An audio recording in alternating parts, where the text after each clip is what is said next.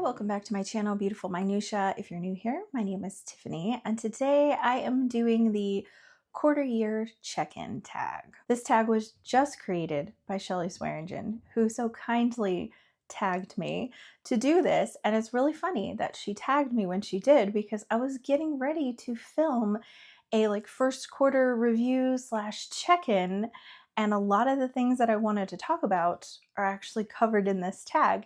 So this is a longer tag. It's kind of like a very chatty tag, a good way to kind of wrap up and reflect on the first quarter reading, like what worked for me, what didn't, as well as talking about like various things on Booktube as well. It is quite stormy today, so the lighting's not the best, but we're gonna go with what we have because I turned on my ring light and it looked like astonishingly bright, like I looked like way too washed out. So this is what we're going for, and hopefully the quality is okay. Anyways, jumping right into the questions, they are actually divided into several different categories. So the first category is Booktubers. The first question is, which bookish creator has influenced your reading the most this year? And I have a couple of friends that I very closely align with in terms of reading tastes. And I kind of like alternate between those few people, like who's influencing me the most at that time. But first quarter, I would say the winner is certainly my friend Christy from Christy Liz Dostoevsky in Space. Not only did we co-host several read-alongs together. In January, we did We Love Jenny for the second year in a row to honor Jennifer Brooks. So definitely there was some influence there in terms of what we were talking about and spurring each other on to read. But then the same thing was true when we co-hosted Febregency in February.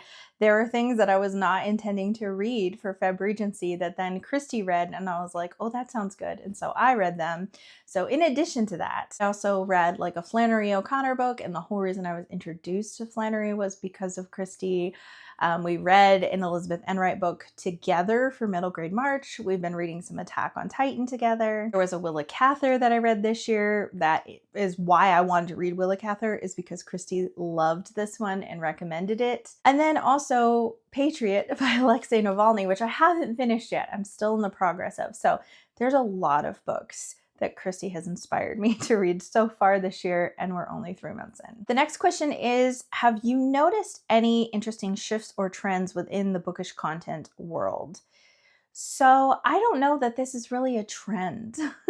I don't consume as much content, like Booktube content, as I used to because my time has just not been there this year. So if I have free time, I'm using it more socially or more to read than I am catching up on videos. So I am probably far behind whatever the trends are on BookTok, Bookstagram, Booktube, all the things. But I have noticed on Booktube in particular that a lot of people that I watch and follow and enjoy have been creating more conversational videos. So rather than like tag videos like this one, rather than it just being like, name a book for this, name a book for this. Like a lot of tag videos are certainly becoming more chatty in order to like talk to you about things and have you respond rather than them just being like, hey, a book with flowers on the cover, you know? So I feel like that has happened. And then there's also been a lot of conversational response videos. So someone talking about, hey, this certain thing, and then someone else makes a video to respond to it. And that's been going on for forever, but it just feels like, I don't know, maybe it's just the people that I'm following lately. It feels like there's been more kind of like conversational videos than just like your standard wrap-ups, tags, TBRs, book hauls. There's been more conversation, and I love that. The next question is there a type of bookish content you wish creators, including you, explored more? So I can't say really that I'm very happy with the people that I follow and the content that they post. So I don't know. I really, for myself personally, am enjoying and want to get into more kind of like themed videos. And so some of that has entailed doing themed vlogs, whether it be for a like readathon, like I did one for middle grade March, I did one for Febregency, but I also did like a wintry reading vlog in January, and I'm really enjoying like themed reading vlogs, but I also really like themed lists, and I'm finding that a lot of you do too. Like when I've made list videos recently, a whole bunch of you have been like, I want more videos like this. So that's another thing. The next question is, what's a book recommendation you took from a creator that really paid off? So this is a book that was very outside my comfort zone, and that's Annihilation by Jeff Vandermeer. Murphy Napier raved about this book. And I think really the series as a whole, but she really, really loved the first book to the point that when she read the series, like she turned around and just started rereading the books because she loved them that much. And I just, I loved that. I loved her excitement for it. It made me want to read them. And then a friend of mine in person, Whitney, she also has a booktube channel, Whitney Drew. She had bought the book, so she'd read it and then she passed it on to me. And when I tell you, I inhaled this book. I don't typically finish a book, even though it's a short book. I don't typically finish a book within like 24 hours because I have lots of things that I'm reading and trying to keep on top of, and usually reading multiple books at once. And this book consumed me and I could not sleep until I finished it. Like, I loved it so much, and it is totally not my normal fare, as it's kind of like a cross between like horror and sci-fi, and it's just like so unsettling, but the vibes were so there and I just like loved it. The next question is, if you could collaborate with any bookish creator for a unique project, who would it be and what would you do? So this is not unique, not someone I haven't collaborated with before, but Christy and I were doing like some live games on YouTube, and that was so fun. It would be really fun if we could do some more of those. We did one where we had to like guess books based on like emojis, and so we prepared those for each other. And then we did one where we had to guess the book cover with like the title redacted. That was really fun as well. So I'd love to do more bookish games with Christy. But when it comes to someone who I feel like is probably not even going to see this video, I would love to collaborate with Murphy, even though I just mentioned her, because I actually live really close to her.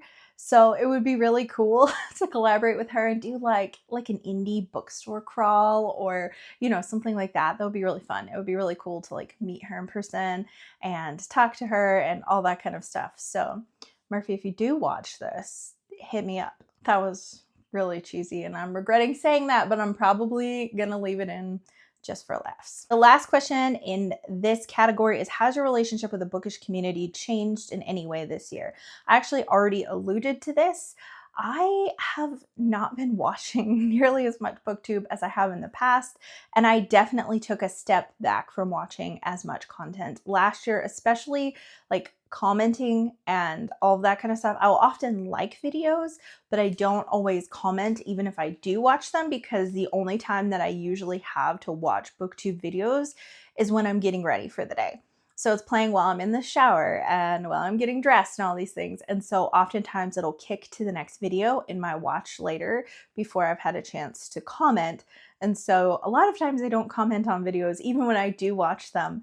But that's pretty much the only time right now that I have to consistently watch videos. It's just when I'm getting ready in the morning. And so that's anywhere from like 10 minutes to 45 minutes, I guess, depending on the day, how much time I have, how much I'm doing to get ready, all of those things. And so as a result, I definitely am not consuming as much Booktube content as I was before. And so when it's talking about trends that you've seen, there's definitely like, I've taken enough of a step back that maybe I'm not noticing as many trends, but I still try to watch, you know, every day, but it just depends. It's so easy to get behind in the videos. So my watch later constantly grows because I will scroll through my feed at least once a day and add to my watch later, but it just keeps growing and I don't know how much progress I'm actually making on it most of the time. Okay, moving on to trends and patterns in your reading. The first question is, are you reading more or less than you expected? So the number of books that I read in the first quarter was 36. And I did include, like, if I read like an individual short story out of a collection and not the whole collection, I did include that. So there are, that does skew my numbers just a little bit, but it is higher than I would expect based on like if I continued this pace throughout the entire year, then I would have a higher total of number of books read at the end of the year than I've had for several years. So it is higher than I would expect in that, right? But I have been reading a lot of shorter works, and also having just coming off of middle grade March where I read like 6 middle grade in a month. That's another thing that can skew my number up to this point. The next question is, are you reading more backlist books or new releases? And I typically prefer backlist books, especially because I'm such a classics girly, as I'm sure you know. But I have read more new releases this year at this point than I typically have at this time of the year. So I went and counted, and I have read 8 new releases already this year, which I feel like is really, really good for me. And I'm counting a new release as anything that was released 2024 to now. So I'm not talking like, oh, it was just released within the last, this year, this calendar year, which has only been 3 months, or it's just been released within the last 6 months. I said anything that was released in 2024 or more. So I haven't checked to see if all of them, like some of them were released within the last 6 months, but I don't know exactly what months most of them were released. Next question, have you been reading books you already own, or are you still picking up library and borrowed books? So I am actually trying to definitely read more of my physical TBR this year. I actually posted a video where I counted my physical TBR. So I actually had a number, which was crazy. It was higher than I expected it to be. But the nice thing is that out of the books that I've read so far this year, a little over 2/3 or about 2/3 of them are books that I've owned. And then about 1/3 or maybe a little less than 1/3 are books that I have either borrowed from a friend or gotten from the library. So I'm definitely still utilizing my library fairly frequently. And sometimes I even do for books that I own if I want, like an audiobook for a book that I physically own. The next question is, what's the longest and shortest book that you've read so far this year? So the longest book, without a doubt, is Wind and Truth by Brandon Sanderson. I finished that in January, and I did start it in December, but I didn't read most of it in December. I read most of it in January. The shortest would actually be a short story, not a collection. I read one individual short story. I read The Blizzard by Pushkin, and I think that was like 10 or 15 pages. The next question is, have you read anything completely outside your comfort zone? And the answer is yes, I have. So I already mentioned Annihilation, which is kind of outside my comfort zone, but I've been reading more kind of like, I wouldn't say weird books in general, like I don't read a ton of them, but this is not like the first weird or kind of like horror-esque book that I've read in the past couple of years.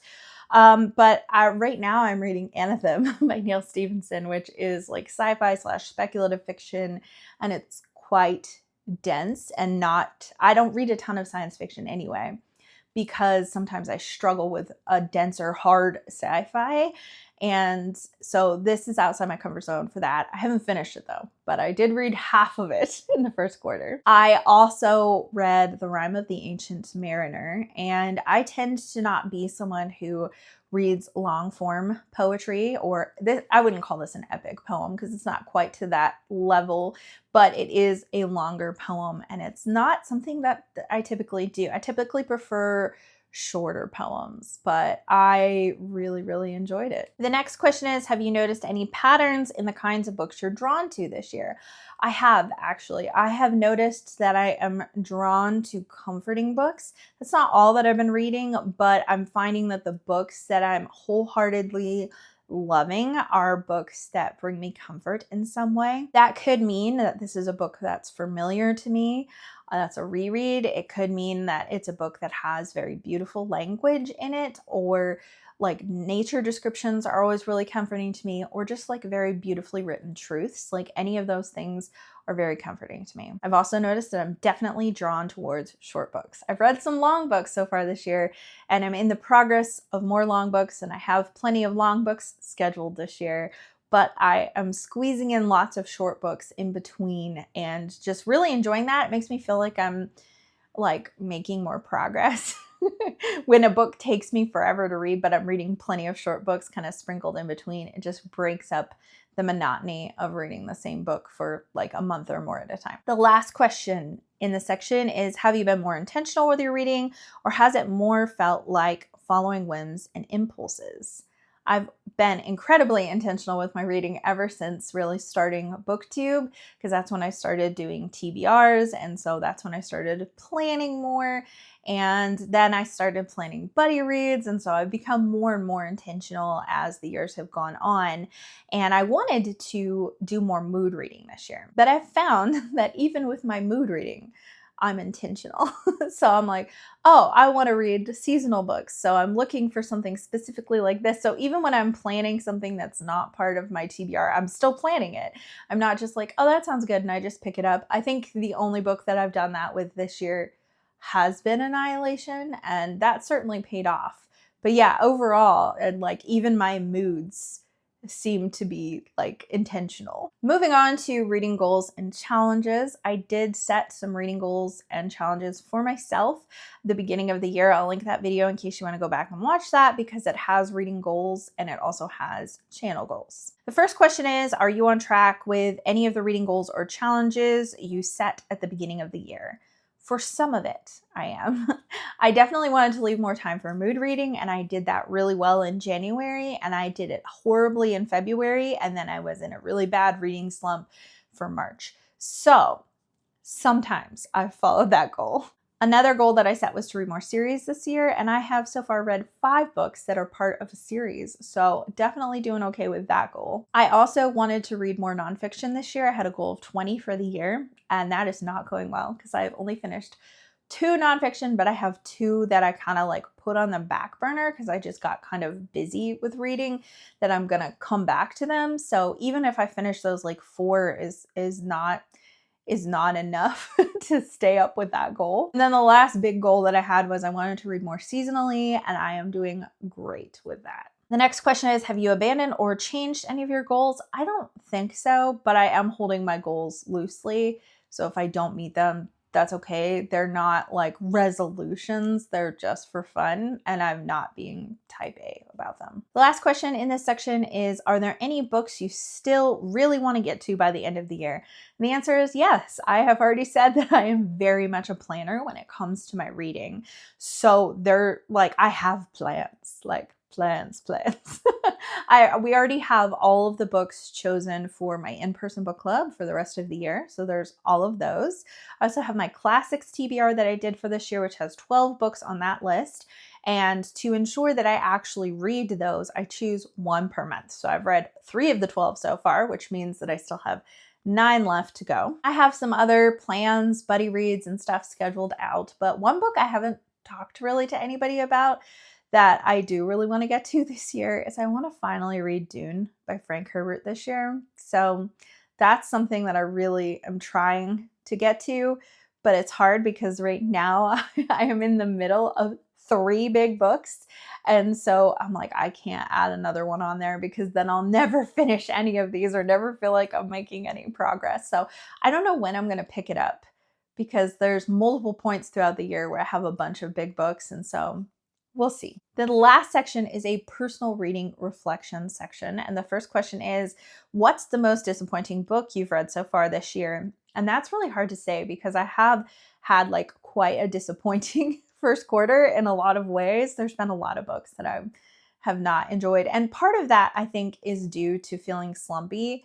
But the book that kicked off the slump and made me feel slumpy was Wind and Truth by Brandon Sanderson. In my January wrap up, I actually talked at length about this book. Like I dedicated like 10 minutes of that wrap up to talk about this book because I really, really wanted to talk about it, but I didn't feel like making its own review video because I didn't feel like rabid fans coming for me. I just didn't want to deal with that. So that's probably the most disappointing one, but I was also very disappointed by The Women by Kristen Hanna because so many people had that as like their favorite book of the year last year, and I just was not a fan of that one for a lot of reasons. I really liked the historical components, but I didn't like any of the things that the author was trying to do. And I was also very disappointed by The Wood at Midwinter by Susanna Clarke because I've loved everything I've read by her, but that one was kind of just like a glorified picture book and wasn't what I expected or hoped for. The next question is, what book surprised you the most in a good or a bad way?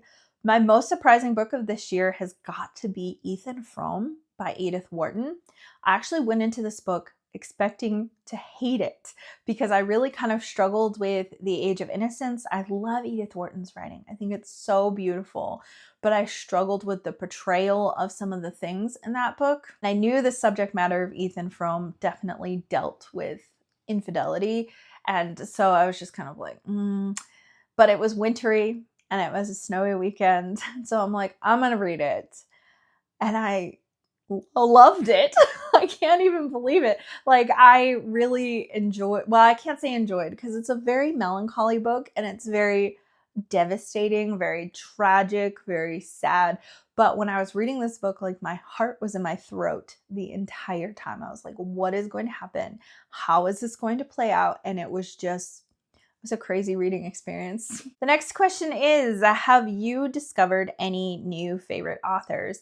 I don't know if I have. I was kind of looking through and I think I've read about like 10 books that were by new authors. So almost a third of the books that I've read have been from new authors, but either I haven't read anything else by them, or I had mixed results with some of their other books that I tried. And so it's like, I don't know if I can say they're favorite new authors. I really enjoyed Christopher Morley's Parnassus on Wheels. Like, I loved that book so much. It was so fun.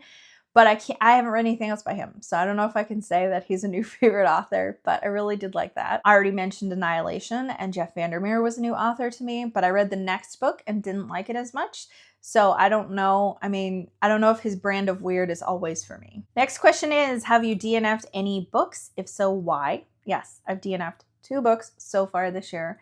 Only 2, so that doesn't feel too bad. I didn't DNF anything in March, 1 in January and 1 in February. I DNF'd Winter Garden by Kristen Hanna because I hated it, like really a lot. I hated every single character in it, and I got 100 pages in and there were no historical elements yet.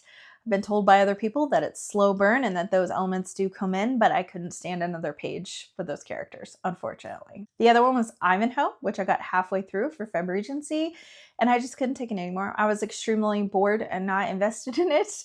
And it's one of those books where I feel like it was the timing more so than it was the book, and I want to give Sir Walter Scott another try. I might give Ivanhoe itself another try, but either way, I will give Sir Walter Scott another try. The next question is, what's the book that has resonated with you the most this year and why? I talked about this a lot in my February wrap-up, but Foster by Claire Keegan is just always going to be with me. It is such a tiny little book. One of the shortest books I read this year. I think it's like 80 pages long. And it's like a short book, and the print is fairly big. So it is a very, very short book about a young girl whose family can't take care of her. So she goes to stay with some distant relatives that she doesn't even know for an unspecified amount of time. And it is just such a beautiful book about the power of love, because it encourages and heals this little girl in so many ways, but it also heals the people who are loving her and taking care of her. And I was a puddle at the end of this book. I was sobbing. Like, it was, I'm never going to forget that book. It, like, left its mark on me forever. I feel like the lighting is just getting progressively worse as the darker clouds roll in. So I'm very sorry. The next question is, what book challenged your perspective or made you think differently about something? And I think that the book that did that the most is probably The Four Loves by C.S. Lewis. I didn't agree with everything in this book, but it did help me think about the ways that we love, how to categorize those loves. And I don't know, it was just, there's some very interesting conversations in that book about what love fulfills, whether it fulfills a need or whether you're fulfilling someone else's need in the way that you love. And it was an interesting comparison of different types of love, of like a parental love, of a romantic love, of a friendship love, and then of the love of God, and comparing all of those. And it was really, I've really enjoyed it, even though I didn't agree with everything that he said, but it really made me look at love differently in a really good way. The next question is, what's the best book you've read so far this year? Oh, I don't know. I think I've mentioned most of the ones that I've loved the most so far this year. So Annihilation, definitely my favorite book of January. Just so fascinating and so weird. It's such a weird book. It's a book that I'm like, who would I even recommend this book to? Because I don't think it's going to work for a lot of people. well, not for everyone, I should say. Maybe it will work for a bunch of people, but it's definitely not a book for everyone, but it weirdly worked for me. Parnassus on Wheels is a book that I think would work for just about everybody because it is totally a book for book lovers. So if you love to read, you'll love this one. Foster has my heart forever and always, and if I have to choose one book, it might be Foster. So those are probably my top 3 if I have to choose. And the last part is to tag some people. I did not check Shelly's video to make sure that I'm not double tagging some of these people. I saw some of the people that she tagged, so I didn't put them on this list, but she may have tagged some of these people. I didn't double check because she tagged a ton of people. So I'm tagging Christy because I think that Christy would like really enjoy like reflecting on first quarter reads like this. I'm gonna tag Chrissy from Chrissy's Purple Library, Amanda from Book Lover Amanda, Whitney Drew. Whitney has not posted a video in a little while. Life's been crazy for her, but this would be a good way to come back to talk about how her reading has been. Kelly from Kelly Reads a Lot, Anne from In Search of Wonder, Gloria Z. Thompson, and then also Charlene from Coffee in a Book. If any of you have already been tagged, my apologies for double tagging you. But if you're watching this video and you were not tagged, I would love to see you do this video and hear your answers and hear you reflect on how the first quarter of reading ended up for you. I'd love to hear from you also in the comments down below. All of the questions for this tag are in the description of this video. So if you want to go back and look through, but I would just love to hear how your reading has been this first quarter. Do you feel like it's been a good reading time for you? Do you feel like you've read more or less than what you were expecting or hoping? And I would most love to hear, because my favorites are kind of like the superlatives, like what's been your most disappointing and what's been your best book of the first quarter. Thank you so much for watching. If you like this video, please hit like and also subscribe so you can continue to see more bookish content from me. And I will see you again next time.